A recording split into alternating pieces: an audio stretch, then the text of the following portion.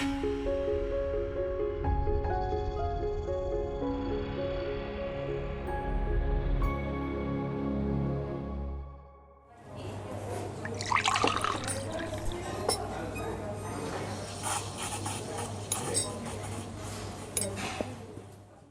right, I would like to welcome everyone to our virtual coffee club and start with a land acknowledgement.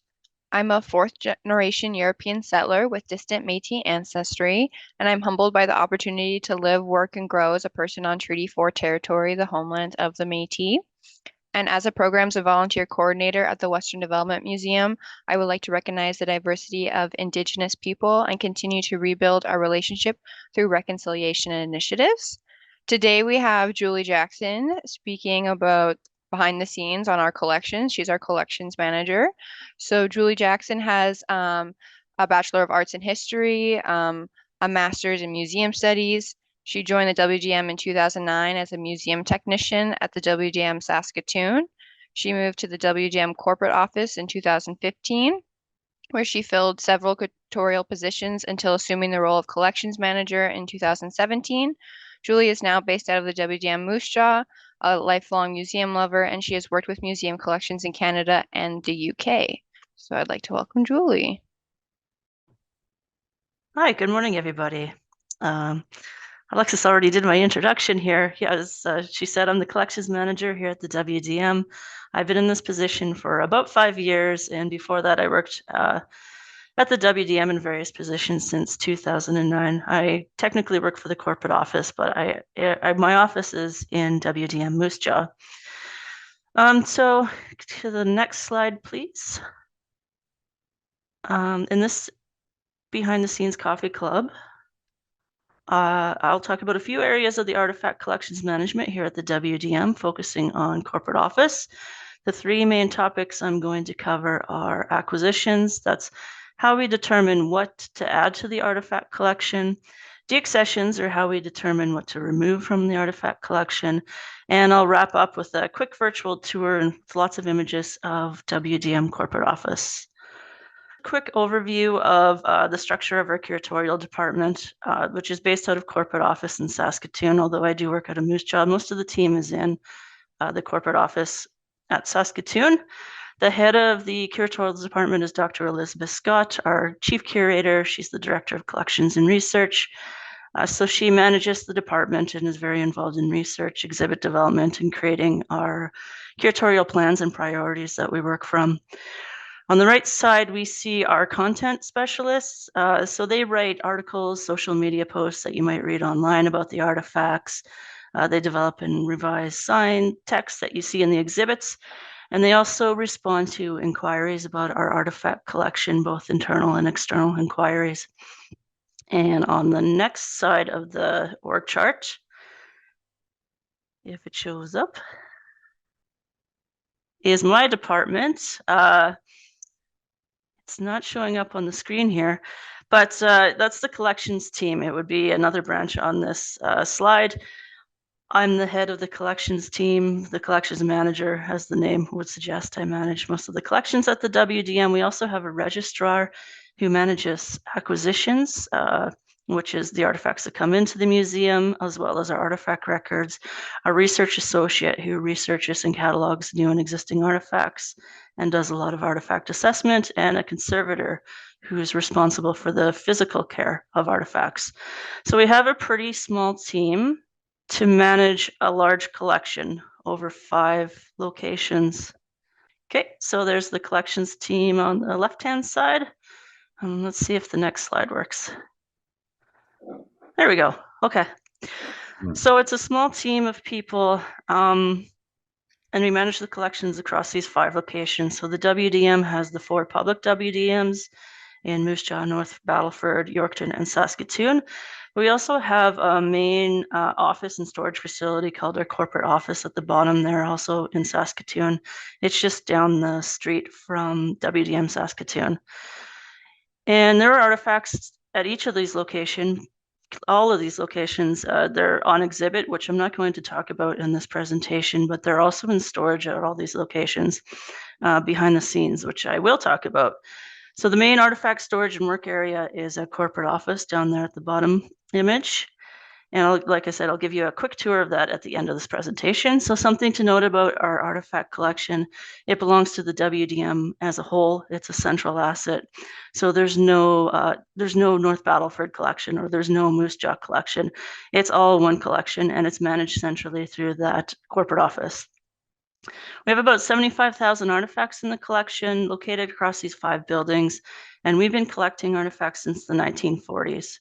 And just a side note, next year is our 75th anniversary, so stay tuned for some special events in 2024 to celebrate that. So after 75 years of the WDM, you can imagine the collection is not the same as it was 70, 50, 30 years ago. It's not a static thing. We're always developing the collection through research and through growing and refining it. Next slide, please. And that leads us to the first topic today, acquisitions. So acquisitions is the process of adding new artifacts to the collection, including the process of determining what those artifacts should be. Most of the artifacts in the WDM were donated by Saskatchewan people. And when you think about it, if you visited any of the locations, that's pretty incredible. We do occasionally purchase artifacts, but it's not common. Most artifact offers come to us from members of the public, sometimes businesses across the province. And it's usually because they have artifacts they want to find a new home for, historical objects. Just to note, we don't accept unscheduled drop-offs of artifacts or anonymous donations. Sometimes people leave boxes of objects by our doors in the night for us to find in the morning. Those things we cannot accept into the collection. But we do receive hundreds of emails online and phone call artifact offers every year. And our register handles all of those incoming offers. With every offer, she goes through an initial assessment and might ask questions like, what is the artifact? What do you know about it? What is its connection to Saskatchewan? And she'll also look at our artifact collection and see if there are similar things already in the collection. And once she goes through this process, most of the artifact offers are actually declined at that point. Next slide.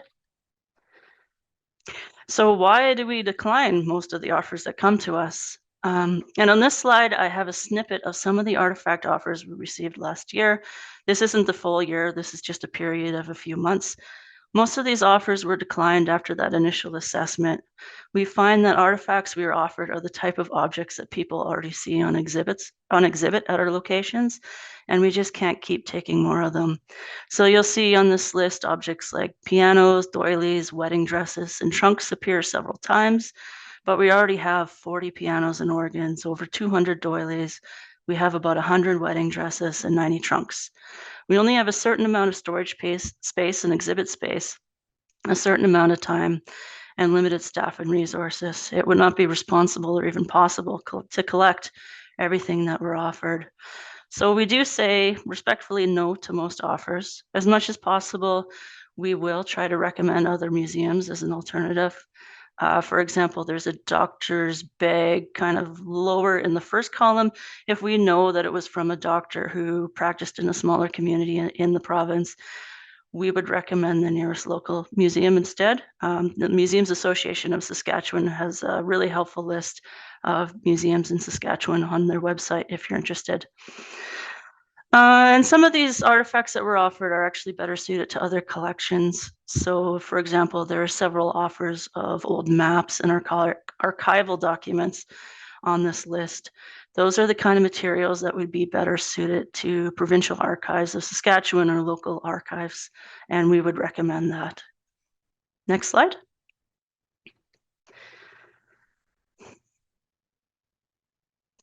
So we actually, we've gone as far as put together a short list of what we don't collect anymore for our website. Any artifact from one of these categories would have to be exceptional for us to collect. Another example of at this point. And this list could be much, much longer. This is kind of a summary to make it practical. On the right-hand side are just a few artifacts in the collection that represent what we don't have the capacity to take more of. So you see a wedding dress, a cream separator, and a trunk. We have lots of examples of these in our artifact collection already. So that leaves the question, what do we actually collect now? And we have two guiding documents that help answer that question. One is our collections management policies that provide the standards to ensure appropriate care of the collection. I'm not going to talk about them much today. They're standard policies that are common to most museums. But the second document is called our Collections Development Plan. It builds on the basic framework provided in our policies and guides our decision-making for collections activities, including acquisitions. Next slide. So as I mentioned, when somebody calls and makes an artifact offer to the WDM, there's some initial questioning our registrar will do when assessing the new artifact offer.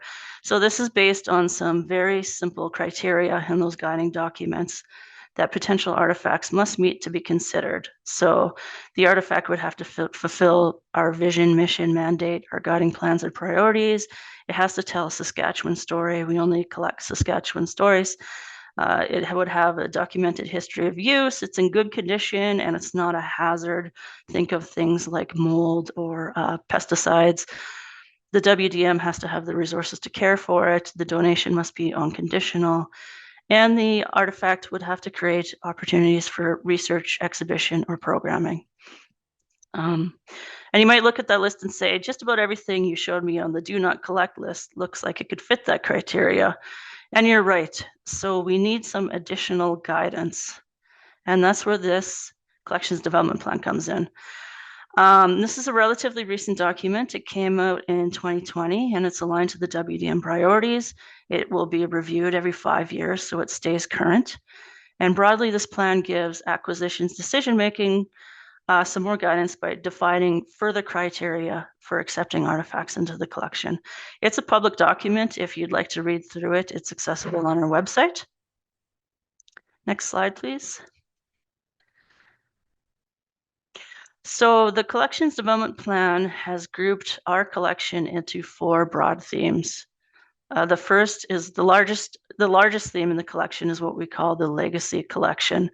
This is part of our what we call the George Shepard era. He was the first curator of the WDM from the 40s to the 70s. That's actually him on the background picture to the right side of the wagon.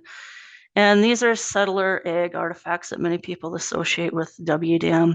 Think about our steam engines, our gas tractors, kerosene lamps, trunks, pianos, spinning wheels. Those are all considered part of our legacy collection. This is by far the largest and most robust area of the collection, and it's still where we receive most artifact offers. Now, the second group is Truth and Reconciliation. This refers to the TRC calls to action. The WDM has always done Indigenous histories, but settler stories still remain most prominent, and this needs to shift. The third area is diversity and inclusion.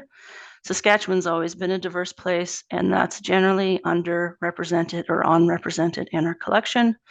And the final area is Saskatchewan and innovation. There's a long history of collecting Saskatchewan-made innovations in our collection, and we're continuing to do that. Next slide. So within those four themes within the collection, the collections development plan provides some specific guidance of what we need to identify and assess the significance of artifacts being offered to the WDM. So to do this, we use something called the collections assessment tool. Just generally, we call it the tool that breaks down aspects of significance for any artifact. So it looks at the significance from historical, artistic, or aesthetic, scientific, and social spiritual terms. We look at comparative criteria, including provenance. How is this artifact already represented in the collection? Its general rarity across the world, and the interpretive capacity, its ability to tell impactful, diverse, and inclusive stories. And this is a visual representation of what that tool actually looks like. It's basically a rubric with each of those specific areas of assessment on a row and specific details of how to assign a numerical rating for each. So this tool, we assess each artifact using this tool, and it gives us a tier and group rating. Tiers are the broader rankings, and groups are more specific. And for an artifact to be accepted into the collection, it would generally fall into a tier 1 or 2 once we've assessed the artifact. So that would represent something that is significant to Saskatchewan and relevant to our collection. Each new acquisition in the collection since 2020 will have one of these assessments in its file, and it's very helpful for making acquisitions decisions in the best interest of the WDM that are aligned with our priorities and in our capacity. So in this slide, these are some actual examples of new acquisitions. We've collected about 100 artifacts in the past 4 years. These are some of them. And within those 4 general themes I had talked about earlier, the areas we are looking to strengthen right now are our collections of Indigenous, diverse settler, 2S LGBTQ+, and Saskatchewan innovation artifacts. Next slide.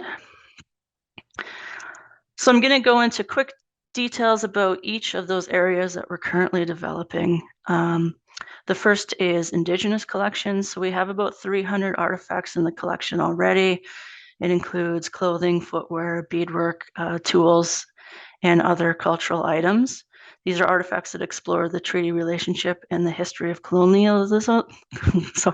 Artifacts demonstrating Indigenous culture, entrepreneurship, achievement, innovation, and ingenuity. And collections work led by Indigenous people from an Indigenous perspective is a high priority area for collections development. The WDM affirms the United Nations Declaration on the Rights of Indigenous People, UNDRIP, in its management of Indigenous artifacts and its care. Just to note that most of our archaeological and sacred artifacts have been transferred to the Royal Saskatchewan Museum or have been repatriated or in the process of being repatriated. And here's a recent example that we've added to the collection. This is from last year. We collected it in 2022. It's a bottle of hand sanitizer made by Nakik, which means my home in Plains Cree. This company was founded by the Battleford Agency Tribal Chiefs, BATC, and it's an Indigenous-owned company created in March 2020 to help distribute household cleaners to combat the shortage of sanitizing solutions on First Nations during the early COVID pandemic. Since then, it's expanded to a wider consumer base, so you can find it at numerous retailers now, and they have various products like hand soaps and dish soaps. So this is an artifact that's an example of Indigenous entrepreneurship and innovation. It's also an example of a Saskatchewan artifact responding to COVID. Our next area of development is diverse settler collections. So we have thousands of artifacts in our collection that represent white, English-speaking rural and urban settlers from Britain, the US, and parts of Canada. A lot of it would be in that legacy collection I mentioned. We have small artifact groupings representing Chinese, Eastern European, French, Jewish, and Scandinavian families, and that's an underrepresentation. And we have very small to no groupings of artifacts that represent other groups. For example, African, Asian, Southeast Asian, Central and Latin American groups. And some European countries are underrepresented or unrepresented entirely. So that's something we're looking at building and strengthening. On this slide, we have another example of a recent acquisition to the collection. This is also from 2022. It's original documents belonging to Paraskevia Moroz, who came to Canada from Western Ukraine in 1913. They settled and farmed in Saskatchewan, and sadly, she passed away at the age of 33 during childbirth. Eastern European settlers are underrepresented in the community, in the collection. Sorry. Next slide. Another area of development is our 2S LGBTQ+ collections. We established a new sub-collection in 2018. It includes personal effects, posters, banners, personal community awards, leisure activity artifacts, and a collection of images and oral histories. On this side, another example of a recent acquisition. This is from 2020. And this is a homemade flag or banner used by the Saskatchewan chapter of PFLAG, which stands for Parents and Friends of Lesbians and Gays. It was used in pride parades, at PFLAG's information booth, and other conferences and meetings. In the early days of the group in the 1990s, they didn't have the money to buy an official PFLAG, so this is a homemade banner that one of the members made. so they could use it until they could fundraise enough money to buy purchase a flag. And our final area of current development in the collection is Saskatchewan Innovations. So these are innovations and inventions made here in Saskatchewan. Our focus right now is on post-1950s, and we're looking at examples in agriculture, mining, forestry, energy, technology, and manufacturing mainly. A recent acquisition to this area of the collection is from 2018 here. This is called the DevelopNet Half Node. It was made by Develcon Electronics of Saskatoon, and it allowed users to connect 1 to 200 terminals to a large mainframe computer. Develcon customers using this technology in the early 1980s included NASA and several large corporations and telecoms. Okay. We do have a few other areas of continued collecting. It includes Saskatchewan histories of human rights and social advancements or regressions. Right now, we're actually cataloging some barrister's robe and waistcoats that were worn by Morris Schumacher, who drafted the 1947 Saskatchewan Bill of Rights. If we're looking for Saskatchewan's women's histories, especially in STEM or other paid work, histories of northern Saskatchewan are underrepresented in the collection. Cultural histories of sports, leisure, music performance, and other exceptional or significant moments in Saskatchewan history, both celebratory and tragic. So the collections development plan is a guide. It's not prescriptive, it's flexible. And we do collect in other areas if something exceptional presents itself. An example recently would be we collected some objects to represent the COVID pandemic. Okay, so that wraps up acquisitions. And now I'll talk about kind of a mirror process in the collection, and that's deaccessioning. Deaccessioning is the process of removing artifacts from the collection permanently. It's a standard activity in collections management. Most large museums do this work on a routine basis, and it's necessary to refine and care for the collection in a sustainable way.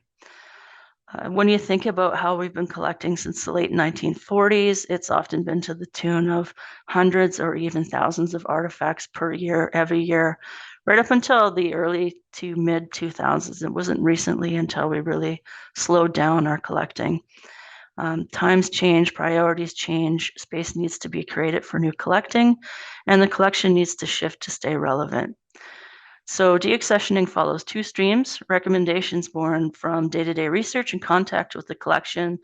Usually we use this when something is broken beyond repair, or if it's very hazardous, say there's something with friable asbestos in it and we can't contain it, that would be potentially deaccession for the safety of the collection.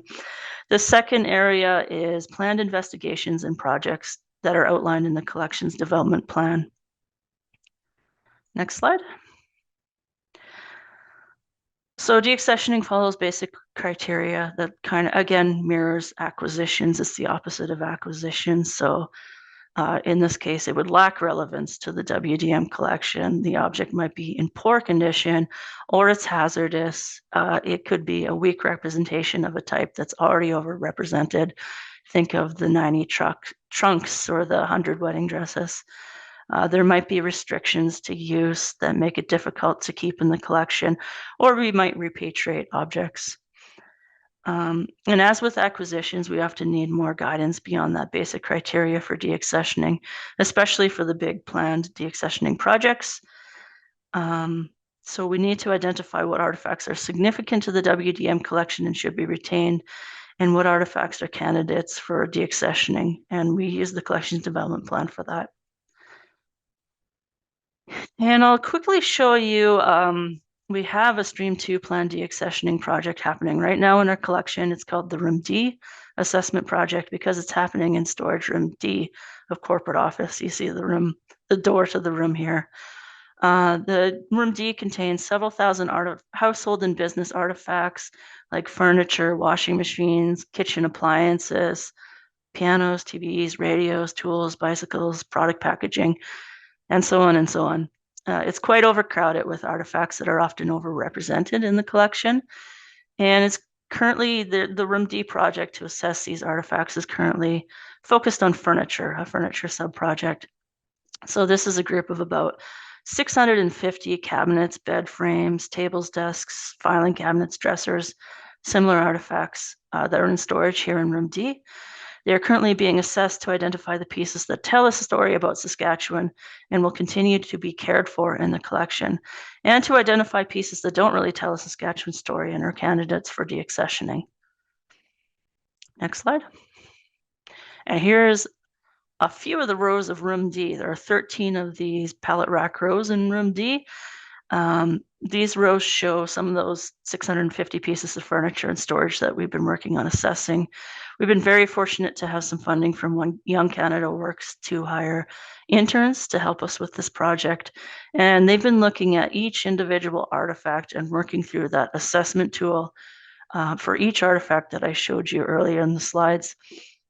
And these rows look fairly well organized, but when you're actually in the room walking through the pallet racking, it's a little bit overwhelming. There's a lot in here. And you can see some of the storage challenges we have in the lower left picture. You'll see there's quite a few chairs, and some of them are stacked on top of each other, which isn't ideal. There's also lots of large and heavy pieces that makes them hard to maneuver. Next slide, please. And this slide shows some of the artifact furniture we've deaccessioned already as part of that Room D project. So they're generally generic pieces of furniture. We usually don't know much of their history of use. Many pieces are damaged or incomplete, and that's actually how we received a lot of these pieces early on in the collection. It's likely why they were donated in the first place.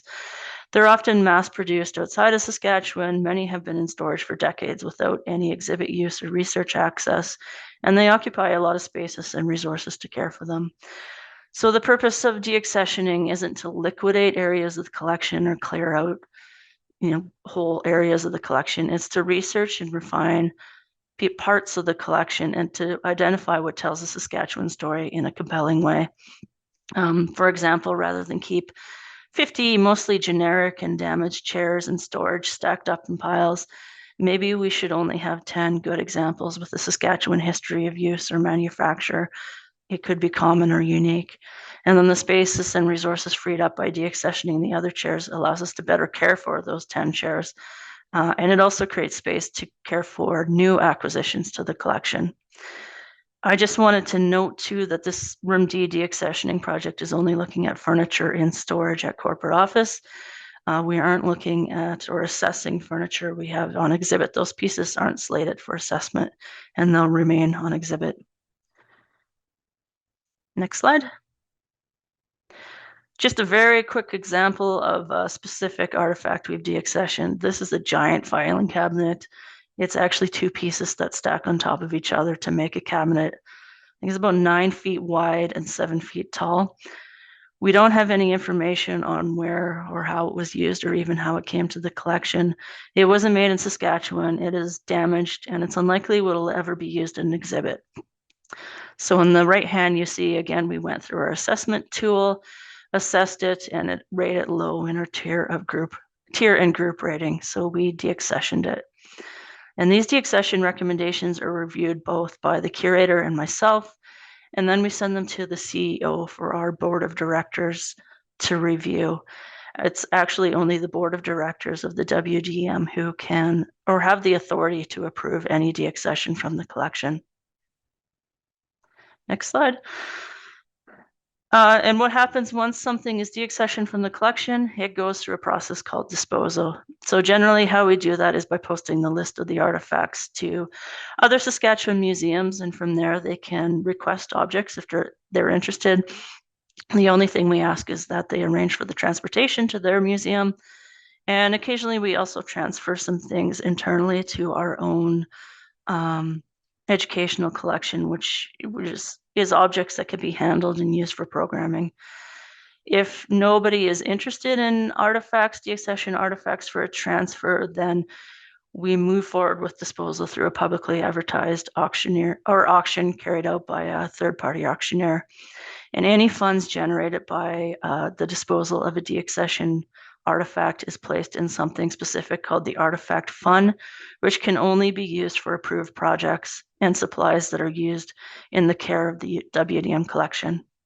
And on this slide, we have some current furniture. It's in the disposal process. It's waiting for a new home. Next slide. Okay, so that wraps up deaccessioning.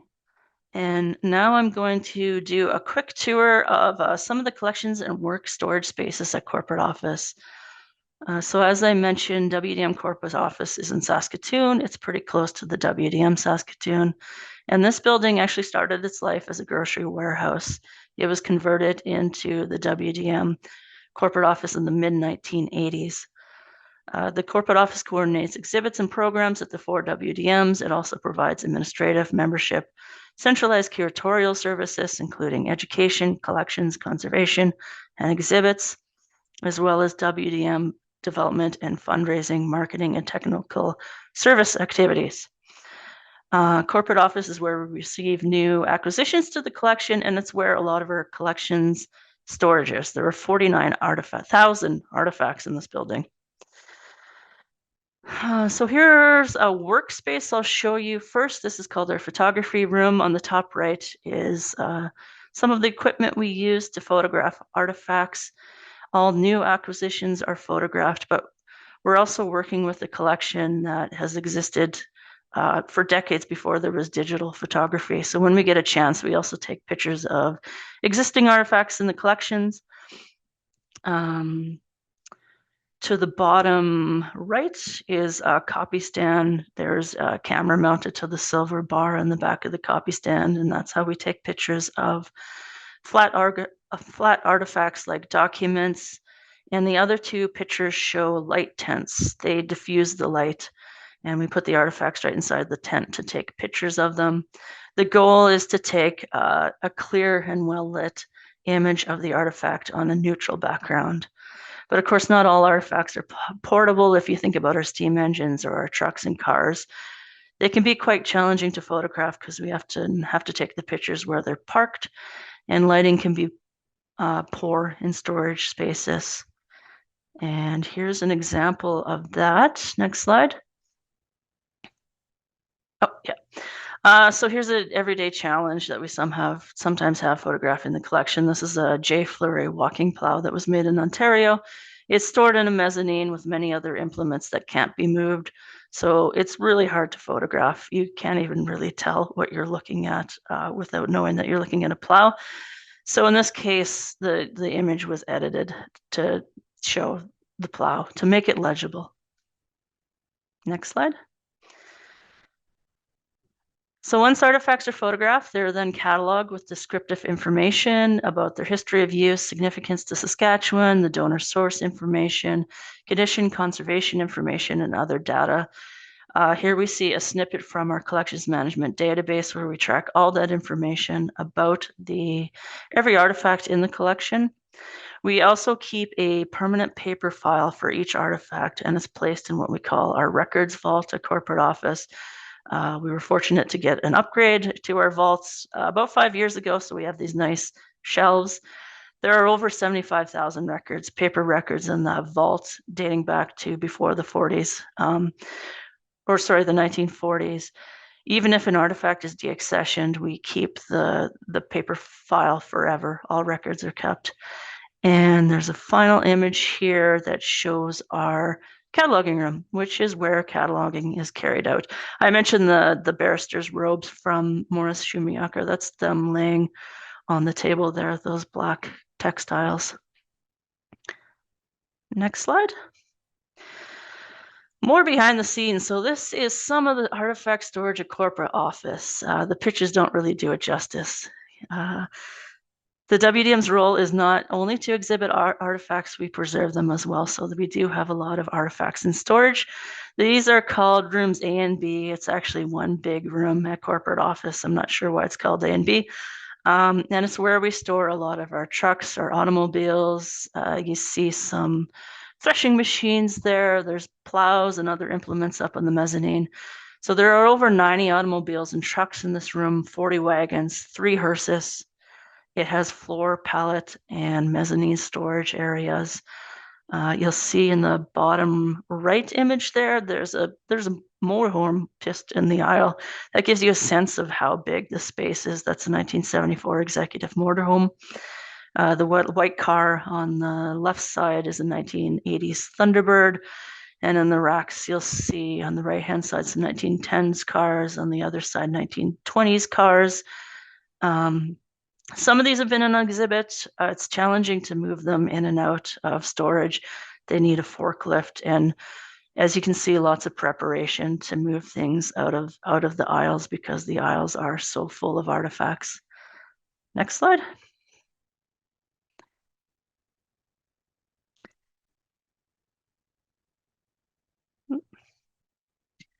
So this is room C. This is beside room A and B. Another large storage room with many agricultural implements, including some of our steam traction engine collection. The WDM has one of the best collections of steam traction engines in the world. It draws a lot of attention from people across North America. And of course, the WDMs each have steam engines and other implements like this on exhibit and in use as well. On the bottom left is an image of that mezzanine level I showed you earlier where the plow was, lots of horse-drawn or simple implements. And some artifacts to note in these pictures. In the top right, you'll see a red and yellow tractor kind of at the front. That's one of the newest tractors in our collection. That's a 1967 Versatile. A little bit behind that tractor is a red and yellow bus. That's not an artifact, it's actually a functioning bus that we received when the STC closed down. And not pictured here, but below that mezzanine level, we also have a collection of stationary gas engines. We have about 100 of them across the WDM system, and they're one of those artifacts that we just can't collect any more of. We have 100, we can't take any more. Next slide, please. Here's room D, which I already showed you some of. Top left is just some of the pianos that we have in storage in room D. And then the other images show some of our smaller storage rooms connected to room D. And I mentioned earlier that corporate office started its life as a grocery warehouse. So these are actually decommissioned walk-in freezers that they stored groceries in. There's no cooling in these rooms anymore, but they make really handy storage spaces for small artifacts. In the top right, you can see kind of the frame of one of these freezer doors. Each room has this really heavy metal freezer door still attached. The bottom left shows one of our newer acquisitions. It's called the Dairy Bob Collection, and it's a very comprehensive collection of milk bottles from across Saskatchewan, mostly from dairies that are now defunct. We had a summer student this summer who actually built those very nice standardized trays to safely hold all the milk bottles. And the bottom right is a shelf in what we call the toy room, where lots of our toys are stored. Lots of our toys are stored. These are some model steam engines and some mechanical toys you see there. Next slide. And then 2 other big rooms attached to room D are our textile rooms E and F. So textiles are some of the most fragile artifacts we have. They're very sensitive to light and pests. They can deform and tear over time if they aren't stored properly. And they generally should not be on exhibit for a long time. So both of these rooms have floor and mezzanine levels, and there are about 10,000 artifacts, textiles between these 2 rooms, like winter coats, dresses, and suits, and smaller accessories like handkerchiefs and gloves. The top right, you'll see some rolled storage. That's an efficient way to store large flat textiles. These are quilts. We have a really good collection of quilts. You'll see some hats, hanging storage on padded hangers. Bottom right are some Navy uniforms, it looks like, in a red snowbird's flight suit. You can also see some white boxes in the background. That's for delicate textiles that can't hang. If you think about, say, 1920s beaded flapper dresses, the beads will pull on the garment over time. It can't hang because it'll pull itself apart over time. So we store those kinds of things flat in boxes. Next slide, please. And this is our final room, wrapping it up. This is called Room S. It has about 12,000 artifacts that are mostly paper-based. Think posters, letters, manuals, certificates, etc. We actually just finished moving the contents of this room into a new room. We still call it Room S. So all 12,000 artifacts were inventoried. And we finished the move this summer into the new space. The gray boxes contain individual photos with documents. There are some larger cabinets for flat artifacts. And on the bottom right, I included a couple of my favorite artifacts. These are posters from Professor N.P. Luchuk's vaudeville show. He was a magician and traveling showman who traveled around the prairies from the 1920s to the 60s with his family, putting on shows, especially in Ukrainian communities, hence the Ukrainian language on the posters. The red and white one is advertising a comedy, a comédie, and the yellow one is advertising illusions and magic. And we had these actually, the University of Saskatchewan scanned these posters for us just a couple months ago, which is great because now we can share them without having to take the posters out and risk damaging them. So this is room S, and actually there's a, if you look in the larger picture at the back, there's another image of George Shepherd in this room. It's a painting of him watching over room S. So that's the final storage area I'll show you, and that will wrap up the tour of corporate office. Does anybody have any questions today? Thank you everyone for joining our virtual coffee club. Thank you, Julie, for speaking. Thank you for the questions. And we have our next coffee club December 21st, Thursday at 10 a.m. with our exhibits department, Diane Savage. You guys should join us for that. All right. Have a lovely rest of your day.